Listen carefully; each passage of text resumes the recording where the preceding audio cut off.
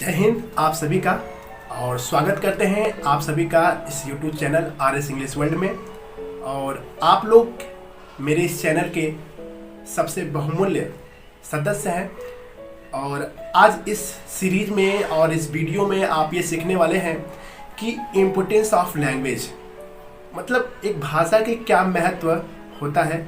और मैं उम्मीद करता हूँ कि आप इसे समझें और इसे अपने दोस्तों के साथ, अपने फैमिली में बड़े से छोटे से सबके साथ शेयर करें और खुद का क्या वैल्यू होता है एक लैंग्वेज के साथ इसे भी समझें। तो दोस्तों, आज मैं एक छोटा सा एक स्टोरी के साथ शेयर करूंगा और वो शायद रियल स्टोरी है। मैं खुद निजी स्तर पे एक बंदे के पास गया, उनके पास क्या कहा जाए, दुर्भाग्यपूर्ण उनके पास जुबान ही नहीं था। बट वो बहुत इंटेलिजेंट थे, बहुत ही इंटेलिजेंट। और एक साथी उनके ही साथ था और वो अच्छा खासा बोलता था, बहुत बढ़िया बोलता था, उनकी लैंग्वेज अच्छी थी। लेकिन दोनों के बीच में अंतर क्या हुआ कि जिनको बोलने आता था वो कैसे बोलना है वो नहीं जानते थे। बिल्कुल बोल तो रहे हैं बट कहां पर कैसे क्या चीज बोलना है वो नहीं जानते थे। जिनके पास शब्द ही नहीं था लेकिन उन्होंने अपने बॉडी लैंग्वेज के साथ कैसे प्रेजेंट किए, वो एक अलग कला हमने सीखा उनके साथ जब मैं उनसे मिला। तो दोस्तों, इसी वीडियो में हम चाहेंगे कि आप भी इसे समझें कि एक विथ लैंग्वेज कैसे हम लोगों को इम्प्रेस कर सके, कैसे हम लोगों को ऊपर इम्पैक्ट कर सके। और एक होता है मेरे पास लैंग्वेज है नहीं क्योंकि मेरा शब्द ही नहीं, मैं गूंगा हूँ, मान लेते हैं, लेकिन मैं फिर भी चाहता हूँ सामने वाले को अपने पर्सनालिटी से कैसे उनको हम प्रभावित करें। तो दोस्तों, इसके लिए आपको ये समझना होगा। सपोज दैट, मान लेते हैं कि मैं आज गूंगा हूं, मेरे पास कोई शब्द नहीं, मेरे पास जुबान ही नहीं है और आज मुझे दूर बैठे लोगों को खुद से कनेक्ट करना है, तो कैसे करेंगे? तो दोस्तों, इसके लिए सबसे पहले आपको ये करना होगा कि अपनी बॉडी लैंग्वेज को एक इंटरनली समझना होगा और आपको एक होता है ना कि एक सेशनल, यानी आपको प्रकृति के स्वरूप अपनी बॉडी को परफॉर्म कराना होगा। देखते हैं ना, कुछ लोग कुछ नहीं बोलता है लेकिन उनकी बॉडी लैंग्वेज से ही कुछ लोग प्रभावित हो जाते हैं और उनको भी बड़ा अच्छा लगता है कि उन्होंने कैसे कनेक्ट किया इस चीज़ को। इसके क्लास भी चलते हैं, इंटरनेशनल लेवल पर लोग इस तरह की क्लासेस भी सीखते हैं जिनके पास जुबान नहीं होता। ईश्वर हर एक लोगों के लिए एक जगह बनाया है जहाँ पर उनका वैल्यू बनता है, वहाँ से उनके लोग जुड़ते हैं। अब हम बात करते हैं दूसरे लोग जिनके पास अपना खुद का शब्द होता है, खुद का वैल्यू होता है, खुद की आवाज़ें होती हैं, लेकिन वो चीज़ों को सही जगह पे यूज़ नहीं करते और अपने शब्दों को खराब कर लेते हैं। उनके दिमाग में ये होता है कि यदि मैं छोटे से बच्चों को रिस्पेक्ट कर दूंगा तो मेरी रेपुटेशन गिर जाएगी क्योंकि मैं बड़ा हूँ, मैं कैसे उस छोटे से बच्चों को या मैं अपने से छोटे को आप करके बुला दूँ। तो यहीं पे हम और आप सबसे बड़ी गलती यही करते हैं कि आपके माइंड सेट में एक चीज़ होनी चाहिए कि इस पृथ्वी पर उपस्थित सभी मनुष्य, चाहे जिनके पास किसी भी इस तरह की नॉलेज हो या ना हो, मान लेते हैं, लेकिन आपको ये तय अपने आप से कर लेना चाहिए कि हर एक व्यक्ति की वैल्यू इस पृथ्वी पर है और तभी हम और वो मिलते रहते हैं। तो सबसे पहले आप अपने दिन की शुरुआत में ये याद रखिए कि हमें छोटे हो या बड़े, हमें उनको एक शब्द से शुरुआत करनी होगी। आप हैं, आप कैसे हैं।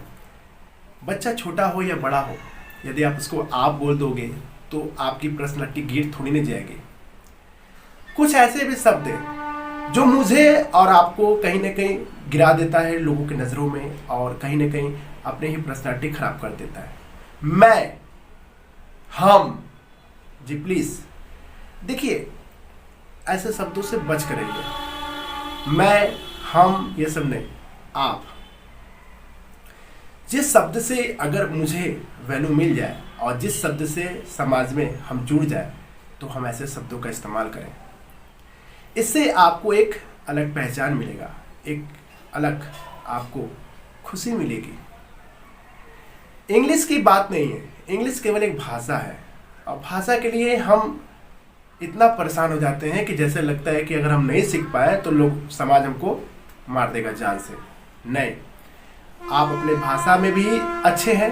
आप हिंदी की जो भाषा है, अगर आप उसे बोले तो आप तो बोल नहीं पाते हैं, क्योंकि आपने कभी उसके प्रति उतना सोचा ही नहीं।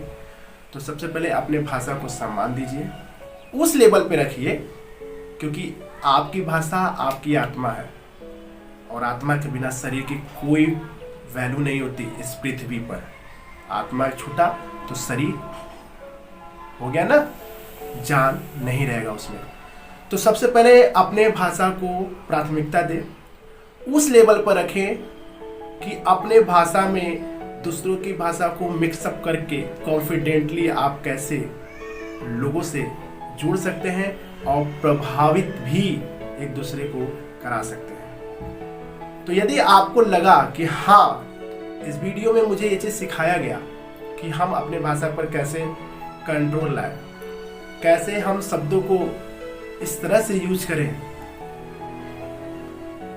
एक फॉर्मल, एक इनफॉर्मल, एक प्रोफेशनल, एक नॉन प्रोफेशनल, जो भी हो, हम उनके साथ कैसे कनेक्ट हो सकते हैं।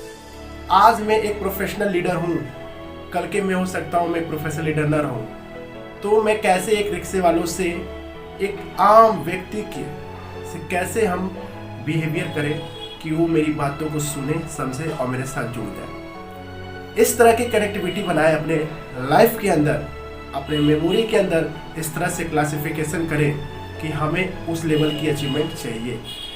सिंपल रहेंगे, हो सकता है वो सिंपल में ही आपकी कुछ खूबसूरती हो, जिससे आपको लोग पसंद करें, आपकी एक अच्छाई हो। आप इंग्लिश सीखना चाहते हो, बेशक सीखिए, लेकिन उससे पहले अपने भाषा को तो सम्मान दीजिए। हिंदी आज भी हमारे मुल्क के अंदर, ना जाने, हमको तो पता नहीं, कुछ ही ऐसे होंगे जो बहुत ही बढ़िया बोलते होंगे, बाकी सब तो जो बोल देते हैं तो ठीक ठाक, नहीं तो फिर सिर्फ इंग्लिश। नहीं, मैं भी इंग्लिश पढ़ाता हूँ, लेकिन मेरी हिंदी बहुत अच्छी है। मुझे बहुत प्यार है अपने मातृभूमि से, अपने मातृभाषा से, दोनों से प्यार है, क्योंकि हमारी जिंदगी, हमारी अतीत, हमारा सब कुछ हमारे मुल्क से है, हमारी भाषा से है। तो इसलिए शुरुआत पहले खुद की भाषा से करिए।